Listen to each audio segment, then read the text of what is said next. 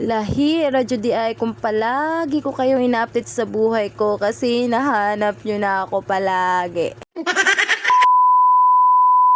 Hi everyone, it's me again, Mateo and fam. Ito nga po pala yung makaganapan namin kahapon ng anak ko, oo. Dahil umalis si Matmat at iniwan niya akong mag-isa sa bahay, kaya dali-dali na rin akong pumunta sa palengke para bumili ng mga kasangkapan na kailangan ko sa pagluluto. So let's go! Dito na nga guys, bumili lang ako ng 4 na sibuyas kasi sobrang mahal niya ngayon. 150 ang kilo, aray ka. Grabe na talaga yung panahon ngayon. Sobrang mahal ng mga bilihin. Tapos yung sahod guys, hindi tumataas. Pilipinas, kaya pa ba? Dahil bumili ako ng ampalaya, so bumili din ako ng 2 kamatis. Pagkatapos kong bumili ng mga kailangan ko guys, Smatic, nagbabayad na ako dito. Oo, alangan namang hindi tayo magbayad guys, diba? Yan na pala yung napamili ko at yan din yung sukli. At dito guys, bibili din ako ng saging kasi ito yung pinaka-favorite ni Matmat na prutas. Oo, panay hanap ng banana daw. Sabi, dito mo masasabi na sobrang bilis lang ng pera gastusin pero sobrang hirap maghanap ng pera. Oo.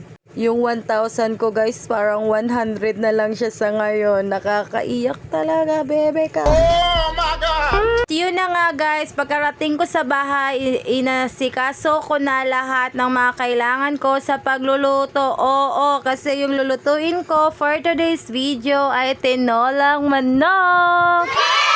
At dito na nga guys, binalatan ko na yung bawang. Tapos guys, pagkatapos ko sa bawang, sinunod ko ng balatan yung sayote. Oo, kasi nga diba tinolang manok ang lulutuin natin for today's video. Pagkatapos ko siyang balatan guys, tinanggalan ko lang siya ng buto. Oo.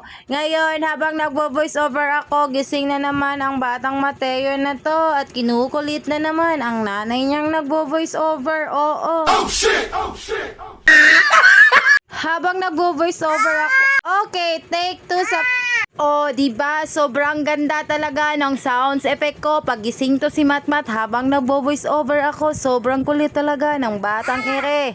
Dito na nga guys, ginisa ko na yung bawang, sibuyas at luya. Pagkatapos guys, sinunod ko na yung luya. Tapos habang pinapalambot ko yung karni guys, is naguhugas ako. Ito yung sinasabi ko sa inyo, bakit hindi ko kasama si Mateo ngayon. Kasi nga guys, niyaya siya ng ninang at tito niya na pumunta ng playground. Kaya yung nanay ay pumayag din pa makakilos ako ng maayos. Maraming salamat sa inyong dalawa. Charis! Habang busy ako dito sa bahay sa pagluluto ko, sobrang nag-e-enjoy naman si Matmat kasama ang tito at ninang niya. Dito guys ay nakaluto na tayo ng ulam at tamang-tama dumating na si Mateo. Grabe, ang daming laruan na nabili niya. Habang busy si Matmat at naglalaro, nagsaing na din ako. Tapos naglaro na kami pagkatapos ko gawin ang lahat ng gawain ko.